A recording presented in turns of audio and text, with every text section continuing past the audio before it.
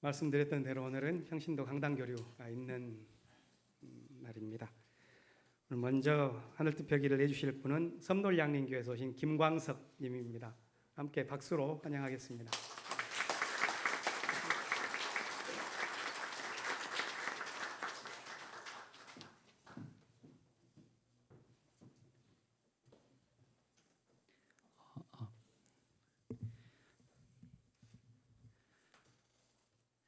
네, 안녕하세요. 반갑습니다.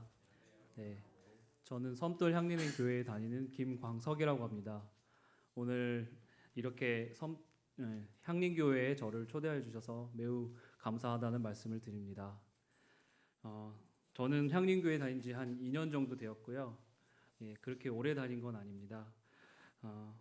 향림교회를 다니면서 섬돌 향림교회를 다니면서 섬돌 향린이라는 점이 언제나 뿌듯했는데요. 오늘 이 자리에서 이렇게 하늘 뜻을 펼칠 수 있도록 해주시니 매우 감사하다는 말씀 한 번 더 드립니다. 제가 향림교회로 평신도 강단교를 간다고 하니 저희 섬돌 향림교회에서 안부를 전해달라고 하신 분도 계셨습니다. 네. 오늘 이 자리에 한 분이 저희 같이 오신 임민지님이 같이 오셨는데요. 매우 긴장되기도 하고 가슴이 떨리기도 하고 꼭 만나고 싶었던 분들이라 또 기쁘기도 하고 그렇습니다. 여기 계신 대부분의 분들이 저를 잘 모르실 거라고 생각을 합니다. 저는 말씀드렸듯 향림교회 섬돌 향림교회 출석한 지 2년 정도 되었고요. 그리고 공동 활동도 사실 그렇게 많이 참여하지 못했습니다. 그래서 제 소개를 잠깐 하자면 저는 경기도 수원에 있는 한 편의점에서 일을 하고 있습니다. 3년째 일을 하고 있는데요. 그래서 저는 흔히들 말하는 편의점 알바생이에요. 근데 나이가 37이고 그래서 편의점 학생은 아니니까 편의점 알바생은 아니고 편의점 점원 혹은 편의점 알바 노동자 정도 될 것 같습니다. 아무튼 저는 문학의 뜻이 있어서 학원 강사를 그만두고 몇 년 전부터 편의점에서 일을 하고 있습니다. 제가 문학을 하고 싶고 특히 소설가가 되고 싶었다는 마음을 먹게 된 것은 어렸을 때부터인데요. 그렇게 된 데는 여러 가지 이유가 있겠지만 어릴 적 읽은 톨스토이의 사람은 무엇으로 사는가가 주었던 울림이 아마 제가 문학을 하고 싶도록 만든 큰 영향을 주지 않았을까 지금도 생각하고 살고 있습니다. 톨스토이의 소설 사람은 무엇으로 사는가는 한 방송사에서 책으로 추천 도서로 선정되어서 베스트셀러 목록에 오르기도 했었는데요. 이 소설은 인간 세계에 내려온 한 천사에 대해서 얘기하고 있습니다. 어떤 여인의 영혼을 하늘로 데려오라는 하느님의 명령을 천사가 지키지 못해서 날개를 잃고 그만 지상으로 떨어지고 맙니다.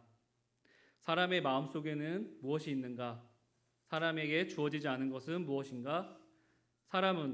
사람의 무엇으로 사는가? 이 세 가지 질문에 답할 수 있도록 사람들과 지내오다 오라는 숙제를 받게 됩니다. 결국 이 천사는 세 가지 질문에 대한 답을 얻고 다시 하늘로 돌아가게 된다는 줄거리입니다. 저는 이 이야기의 줄거리나 교훈도 좋았지만 천사를 알아보지 못하는 이야기 속 사람들의 태도가 참으로 흥미로웠습니다. 천사가 단지 거리의 불황자인지 알고 거지인지 알고 무시했던 사람, 또 그럼에도 인정을 베풀었던 사람, 그리고 그를 일개 구두장인의 조수로만 알았던 대부분의 사람들. 저는 이 이야기 밖에서도 참 많은 사람들이 겉모습만 보고 사람을 판단한다고 느꼈습니다. 사람들은 당연한 듯이 그가 입은 옷을 보고 그의 직업과 나이를 보고 그의 상황과 사회적 위치를 보고 누군가를 판단하는 것처럼 보였습니다. 내 옆에 앉은 누군가가 천사일 거라는 생각은 오로지 제가 어릴 적 읽은 한 아름다운 동화 속 이야기일 뿐일까요? 제가 편의점에서 일을 하고 있을 때 가끔 시험 준비하시죠? 라고 제게 묻는 손님들이 있습니다. 아마 저를 시험 준비하는 학생으로 알고 건네는 말인 것 같습니다. 하지만 그 말이 제게는 편의점 일은 꾸준히 평생 할 수 있는 직업이 아니라 다른 어엿한 직장을 준비하는 정도의 일로 치부하는 것처럼 들립니다. 또 한 번은 거나하게 취한 남자 손님이 들어와서는 빤히 쳐다보더니 못났다 하고 그냥 나간 적도 있습니다. 편의점 노동자로 일하면서 동전 던지기, 반말하기, 무작정 들어와 담배 달라고 하기 등 멸시와 하대를 당하는 일은 일상과도 같습니다. 또 남탓만 할 것도 아닙니다. 저 또한 편의점 일을 하면서 깨달은 점이 많습니다. 저는 제가 살면서 길 위에 식사를 할 줄 몰랐습니다. 전에 저는 시장에 다니면서 상인분들이 도시락을 꺼내놓고 식사를 하는 모습을 보면 가엾다는 생각이 먼저 들곤 했었습니다. 그게 바로 제 삶이 될 줄은 모르고 말이죠. 저는 매일 점심을 먹는 것이 고역입니다. 무엇보다 가만히 앉아 남의 간섭을 받지 않고 밥을 먹을 수 있는 시간이 없다는 것이 저는 참 서럽습니다. 원래 법으로는 4시간당 30분씩 휴식하도록 되어 있지만 대부분의 편의점이 사정상 그럴 형편이 못 됩니다. 밥을 먹다가도 손님이 오면 계산을 하고 안내를 해야 합니다. 그러다가 음식을 엎은 적도 또 돌아와 보니 퉁퉁 불어 터져 그냥 버려야 했던 적도 있습니다. 정말 저를 포함한 사람들은 왜 한치도 자기를 벗어나지 못할까요? 왜 옆 사람 일이 자기 일이 될 줄은 모르며 힘들어하는 사람의 고통과 비명에 눈을 감고 귀를 닫아버리는 것일까요? 만약 오늘 밤 천사가 우리 집에 찾아온다면 과연 쫓아내지 않고 잘 대접할 수 있을까요? 우리는 계속 이렇게 살아도 되는 것일까요? 우리는 삭개오를 대하는 예수님에게서 이런 힌트를 얻을 수 있을지도 모릅니다. 예수님은 마을 사람들이 죄인이라고 낙인 찍은 세리 삭개오를 나무에서 내려오라고 한 뒤 그의 집에 들어가서 대화를 나눕니다. 삭개오가 왜 나무에 올라가서 자신을 바라봐야 했는지 예수님은 모르지 않았을 것입니다. 마치 일부러 모두가 보는 앞에서 그와 기꺼이 친구가 되려 했습니다. 수많은 사람 중에 삭개오 한 사람을 선택했던 것입니다. 예수님은 삭개오를 쉽게 판단하려 하지 않았습니다. 삭개오의 입장이 되어보고 삭개오의 변화 가능성을 믿었습니다. 당시 예수님은 사람들 사이에서 몫으로 일하는 아무개의 몇째 아들로 여겨졌었습니다. 심지어 자기 가족으로부터도 미쳤다는 소리도 들어야 했습니다. 저는 그런 예수님이 삭개오를 보면서 자기의 과거를 떠올리면서 혹시 이런 생각을 하지 않았을까 생각합니다. 나도 삭개오처럼 참 많은 차별과 오해를 당했는데 하고 동병상련을 느낀 것은 아닐까요? 그리고 혹시나 삭개오의 입장에서 이렇게 생각해 본 것은 아닐까요? 연로한 어머님의 병환을 치료하기 위해 사람들에게 저렇게 악하게 굴었던 건 아닐까? 아니면 아버지의 강요로 세리가 된 것은 아닐까? 혹시 그렇게밖에 할 수 없는 다른 이유가 있었던 건 아닐까? 하고 말이죠. 아쉽게도 삭개오의 이야기는 여기서 끝납니다. 성경에는 그 뒤로 삭개오가 정말 자기가 한 약속을 지켰는지는 나오지 않습니다. 저는 삭개오가 그랬으리라 믿지만 그것이 그리 중요한 것 같지는 않습니다. 예수님이 다른 누구보다 낙인 찍히고 편견에 쌓인 삭개오를 여러 사람 가운데 골라내고 그에게 다시 기회를 주는 모습을 보여주는 그 행위 그 자체로 예수님이 의도하고자 한 바를 이미 다 이루었다고 저는 생각하기 때문입니다. 하지만 실제 우리 삶에서 모든 이의 변화 가능성과 입장을 고려하기란 정말 어려운 일일 것입니다. 또 설령 남을 힘들게 용서하고 회개하도록 하였다고 하더라도 그 사람이 그 말을 번복할 수도 있습니다. 이창동 감독의 영화 밀양에서는 아이를 죽인 죄로 감옥에 갇힌 범인이 자신은 하느님을 만나 회개하고 용서받았다고 아이의 어머니에게 말합니다. 한 사람을 받아들이고 용서하는 일은 이렇게 누군가에게는 잔인한 일이 될 수도 있습니다. 따라서 다른 사람을 환대하거나 연대의 가능성을 탐색하는 과정은 무척 조심스럽고 세심해야 할 것입니다. 그렇더라도 예수님이 우리에게 보여준 환대의 의미는 달라지지 않는 거라고 생각합니다. 예수님은 그 사람이 변절하든 안 하든 상관없이 그 사람의 무궁무진한 가능성을 상상해보고 그가 사람들 사이에서 새롭게 태어날 수 있는 기회를 주셨습니다. 저는 이 시대에 사는 우리가 예수님께서 무엇보다도 이러한 점을 배울 필요가 있다고 생각합니다. 타인의 미래를 무한히 상상하고 변화의 가능성을 믿으며 판단이 서면 기꺼이 손을 내미는 자세, 이러한 태도가 절실히 필요하다고 말입니다. 성적 지향이 다르고 몸에 장애가 있고 나이가 적거나 많고 조금 다르다고 해서 다른 사람의 처지를 돌아보지 않고 거대한 벽을 만들어 존재 자체를 지어버리려고 하는 사람들에 맞서 우리는 예수님의 상상력을, 낙관을, 그리고 연대의 힘을 믿어야 할 것입니다. 연대라는 말은 이제 흔한 말이 되었습니다. 요즘은 누구나 연대를 말하고 환대를 말합니다. 힘없는 자들은 힘을 합치지 않으면 가진 자와 권력자에 대항할 수가 없음을 알았기 때문일 것입니다. 정말로 가진 게 없는 사람들은 연대할 수 있는 몸 밖에는 싸울 수 있는 수단이나 무기가 없습니다. 하지만 저는 흔히 진보를 말하고 사회 비판적이며 더 나은 세상을 꿈꾼다는 사람들이 겉모습만 보고 말하는 누군가의 어투만 보고 나이만 보고 성별만 보고 그가 자주 어울리는 사람만 보고 쉽게 판단해버리고 은근히 배제하는 모습을 안타깝게도 많이 본 것 같습니다. 불과 몇 년 전만 해도 제가 이렇게 섬돌 향림교회에 다니게 될 줄은 몰랐습니다. 당시 저는 가족이 다니는 지역의 한 대형 교회를 다녔었는데요. 그때 저는 엄혹한 현실에 지친 나머지 교회라는 보호막 아래서 쉴 수 있다는 사실 하나에만 만족하며 교회를 다녔던 것 같습니다. 그러다 노조 운동을 만나고 페미니즘을 만나며 제가 얼마나 좁은 틀 안에 갇혀 살고 있는지 깨닫게 되었습니다. 그 과정에서 알게 된 성소수자 친구들이 겪는 고통은 저로서는 그동안 상상할 수 없던 것이었습니다. 외모 때문에 제가 지금 하고 있는 편의점 아르바이트를 구하기도 쉽지 않았습니다. 설령 어렵사리 일을 구하더라도 남자, 여자로 확실히 구분된 화장실 때문에 고민해야 했습니다. 마음을 털어놓고 공유할 수 있는 친구나 애인을 만나기도 어려웠으며 가족으로부터 소외되는 모습을 저는 줄곧 지켜봐야 했습니다. 때문에 저는 이렇게 고통받는 많은 분들이 섬돌 향린에 와서 지친 마음을 달랬으면 좋겠다고 생각하고 있습니다.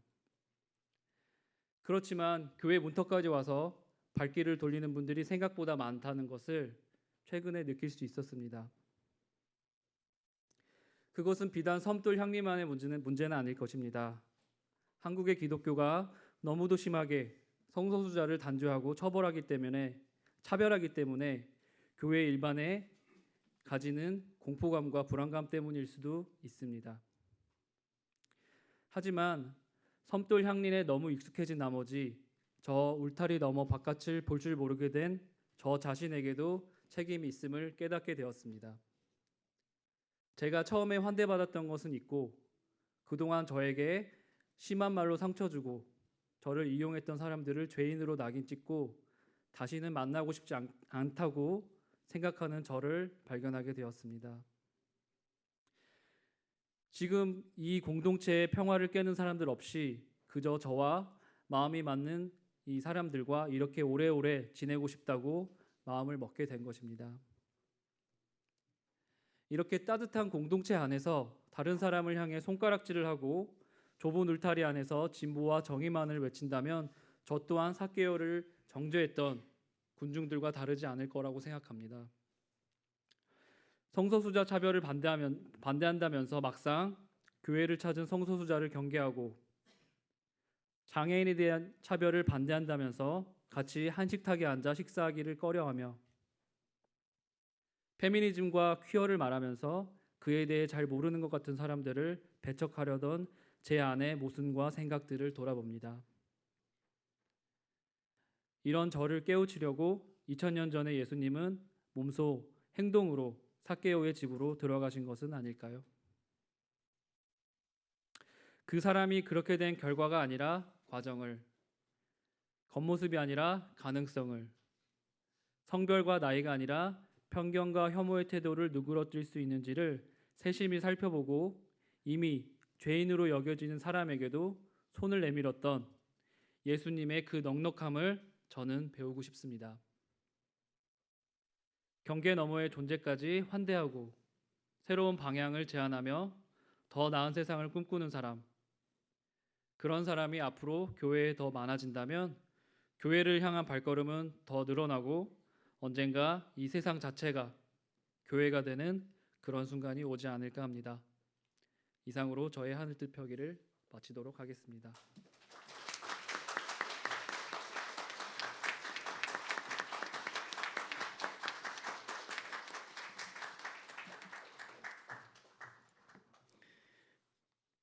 제가 이어가겠습니다.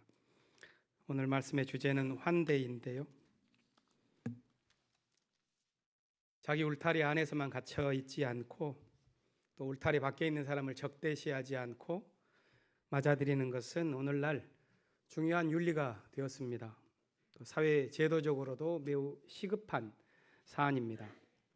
사회적인 수많은 약자들, 이주노동자, 난민들, 소수자들, 이들을 위한 제도적인 장치를 마련하고 또 함께 살아가야 한다는 인식의 전환을 하는 일이 필요합니다.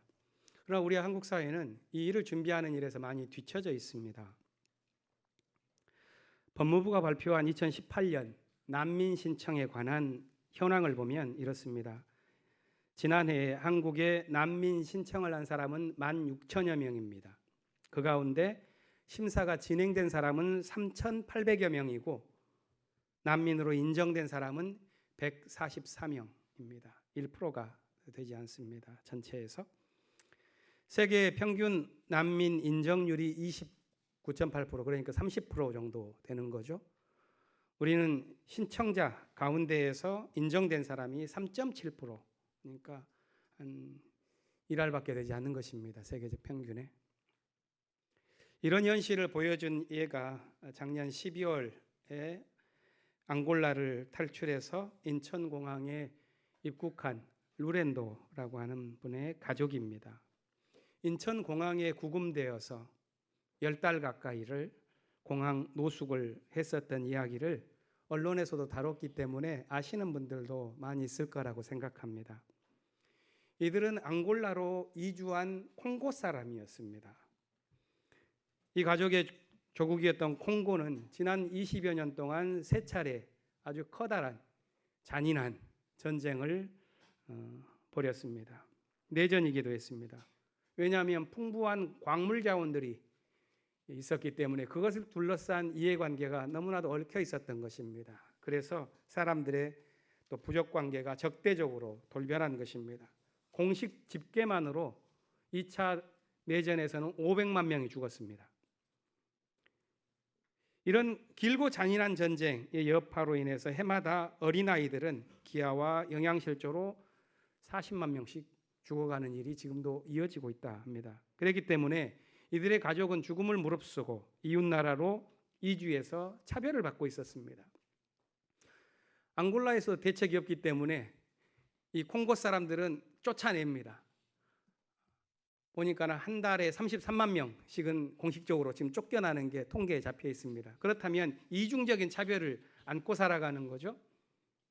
불어를 쓴 이 콩고 사람들은 포르투갈어를 쓰는 이 앙골라에서 적응하기도 어려웠고 또 몸에 백신 자국이 왼팔 안쪽에 있는데 그것은 신체에 낙인이 되어서 차별을 받는 징표가 되기도 했답니다. 그러던 중에 이 루렌도 씨가 몰던 택시가 경찰차와 부딪히는 바람에 특수경찰에게 잡혀가서 생명의 위협을 당합니다. 그 사이에 아내는 경찰들에게 성폭행을 당했습니다. 이렇게 되자 수감 생활에서 풀려난 이 루렌도 씨는 그날 바로 짐을 싸고 친구의 도움을 받아서 집을 17,000여 불에 팔고 출국 허가를 얻기 위해서 공항 직원에게 챙겨준 돈 5,000불을 제외한 10,000불을 항공료 6명의 항공료를 지불해서 왔습니다. 그가 한국을 선택한 이유는 간단했습니다. 인권이 보장된다는 나라 중에서 당시에 당장 출국할 수 있는 나라가 한국이었기 때문이었습니다. 그렇게 18시간의 비행을 거쳐서 한국에 도착했지만 이 가족이 공항에 도착해서 당한 것은 난민 심사 자체를 거부당한 것입니다. 소위 가짜 난민으로 분류된 거죠. 그리고 공항 탑승구에 방치되어서 이 6명의 가족, 그 가운데는 10살이 채 되지 않은 아이들이 4명이나 있습니다. 10달 가까이 노숙을 하게 되었습니다. 그러다가 지난달 10월 초에 2심 재판에서 승소해서 난민 심사를 받을 자격은 줘야 한다, 이렇게 결정되는 바람에 비로소 공항을 나와서 입국할 수 있었던 것입니다. 여전히 대법원의 확정 판결을 기다리고 있으면서 불안한 삶을 이어갑니다. 우리 사회에는 이런 낯선 이웃들이 존재합니다. 우리는 서로 어울려서 살아갈 수 있는 길을 반드시 발견해야만 할 것입니다. 그러나 그 해결책이 쉽지 않습니다. 최근 들어서 환대에 대한 이야기가 많이 거론됩니다. 그것은 우리가 살아온 근대적인 문명, 산업 문명의 삶에서 가졌었던 우리들의 습관이나 정신세계에 대한 반성이 있다고 봅니다. 예전에 자연에 의존해서 살았을 때 농업 문명의 시절에는 인류는 하늘을 경유해야만 했고 공동체를 유지하지 않으면 살아갈 수가 없었습니다. 그런데 산업 문명이 진행되는 동안 사람들은 서로 이윤을 창출하는 그런 경쟁 속에서 적대적인 존재가 되어갔고 자연은 착취의 대상이 되었습니다. 그러자 인류가 사는 방식은 지구별 위에 살아가는 모든 생명체를 위협하는 데까지 이르고 말았습니다. 그렇기 때문에 이제는 거의 모든 사람들이 우리가 살아가는 이런 삶의 방식은 바꿔야 하지 않겠냐 하는 생각에 이르게 되었습니다. 그런데 문제는 그런 착한 마음씨만으로는 우리의 세상이 선하게 지어져 나아가기에는 너무나도 복잡하고 우리의 행위에 한계가 있다는 것입니다. 한편에 대한 환대는 다른 편에 대한 적대가 되고 그 환대를 가능케 하기 위해서는 그것을 떠받치는 수고와 고통이라는 그림자가 동반됩니다. 그렇기 때문에 우리는 현실 속에서는 환대와 적대라는 것이 서로 반대되는 것이라기보다는 다양한 방식으로 얽혀 있다는 것을 느끼게 됩니다.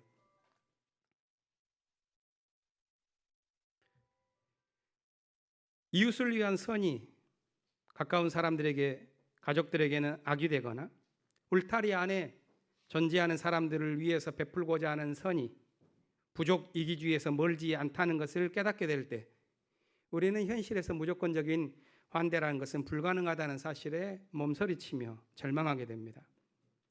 철학자 중에서 자크 데리다라는 사람이 있는데 그분의 책 가운데 환대에 대하여라는 책이 있습니다. 그 책에서는 이 적대와 환대가 얽혀 있는 사례로서 창세기 19장에 나오는 롯의 이야기를 들려줍니다. 아브라함의 조카 롯이 소돔 땅에서 살 때 천사가 앞에를 지나가며 노숙하려고 하니까 롯은 그러지 말고 우리 집에 와가지고 묵고 가십시오 하면서 초대합니다. 그런데 그것을 본 마을 사람들이 그날 밤에 몰려와서 내가 그 손님들과 함께 놀겠으니 내놓아라 이렇게 말합니다. 롯은 그럴 수 없다 그렇게 하면서 그 대신에 약혼자가 있는 2딸을 내주겠다고 말을 하는 거죠. 소돔 사람들은 기분이 상해서 너 역시도 이방인인 주제에 어디 재판관 행세를 하려고 하느냐면서 내가 먼저 너희 가족들을 혼내버리고 말겠다 이렇게 위협합니다. 이 사건으로 인해서 롯은 소돔을 탈출하게 되었고 그 도시의 멸망은 시작됩니다. 이 이야기는 환대의 아이러니를 담고 있죠. 이방인에 대한 롯의 환대가 마을 사람들의 적대를 불러왔고 그 적대에 대해서 죄송합니다. 롯의 선한 대응이 딸들에게는 거대한 폭력이 되고 마는 그 이야기는 환대와 적대라는 것이 아주 깊은 곳에서 뒤엉킨 세계의 복잡성을 우리에게 알려줍니다. 이방 사람들을 환대한다는 것, 울타리를 넘어서 상상력을 발휘한다는 것, 그것을 현실에서 해내기란 쉽지 않습니다. 그래서 사람들은 모두가 자기 울타리 안에서 그저 살아가는 것입니다. 그런데 한 철학자는 이렇게 묻습니다. 진실로 우리가 참된 나가 될 수 있는 길은 어디에 있느냐? 이런 질문을 던집니다. 우리는 자기 울타리 안에서 자기다움을 만들어갈 수 있을 것이라고 생각을 하는데 이 철학자는 그렇게 말하지 않습니다. 참된 나됨이라는 것은 낯선 얼굴을 하고 찾아오는 외부 타자를 향해서 어떤 책임감을 갖느냐에 따라서 참된 나가 지어져 나아간다고 말을 합니다. 낯선 존재의 부름 앞에서 하나님이 될 수가 있고 이웃이 될 수도 있습니다. 그때 낯선 존재가 나를 부를 때 내가 여기 있습니다. 이렇게 대답할 때 우리의 인생에 무한이라고 하는 것이 담기기 시작하는 것이죠. 그렇기 때문에 그는 사람답게 살기 위해서는 성서의 말씀 가운데에서 예언자의 정신을 봐야 한다고 제안합니다. 오늘 우리가 읽은 제1성서 본문 하박국서는 기원전 7세기 말에 남한국 유다에서 활동한 예언자의 이야기를 다룹니다. 당시 상황을 묘사한 예언자의 묘사를 들으면 세상은 위태로웠고 사람들은 서로 적대감에 시달렸습니다. 하박국, 이 이름의 뜻은 품는다 또는 씨름한다 이런 뜻을 동시에 갖고 있다 합니다. 그가 품고자 했던 것, 그가 씨름했던 것, 그건 무엇일까요?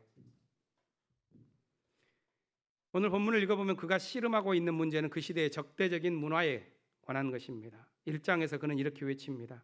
살려달라고 부르짖어도 듣지 않으시고 폭력이다 하고 외쳐도 구해주지 않으시니 주님 언제까지 그러실 겁니까? 약탈과 폭력이 제 앞에서 벌어지고 다툼과 시비는 그칠 사이가 없습니다. 악인이 의인을 협박하니 공의는 왜곡되고 말았습니다. 이 고백은 우리 눈앞에서 벌어지고 있는 단순한 폭력과 갈등에 대한 분노의 고발만이 아닙니다. 거기에는 이 적대감으로 얼룩진 그 삶에 배어 있는 허무감, 그것이 깊이 드러나고 있는 것입니다.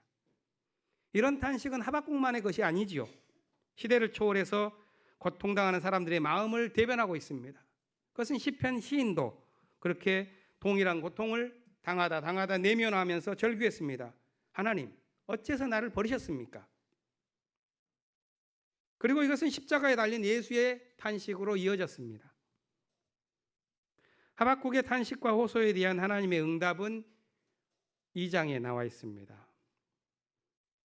너는 이 묵시를 기록해라. 이 묵시는 정한 때가 되어야 이루어진다. 비록 더디더라도 그때를 기다려라. 반드시 오고야 만다. 마음이 한껏 부푼 교만한 자들을 보아라. 그들은 정직하지 못하다. 그러나 의인은 믿음으로 산다.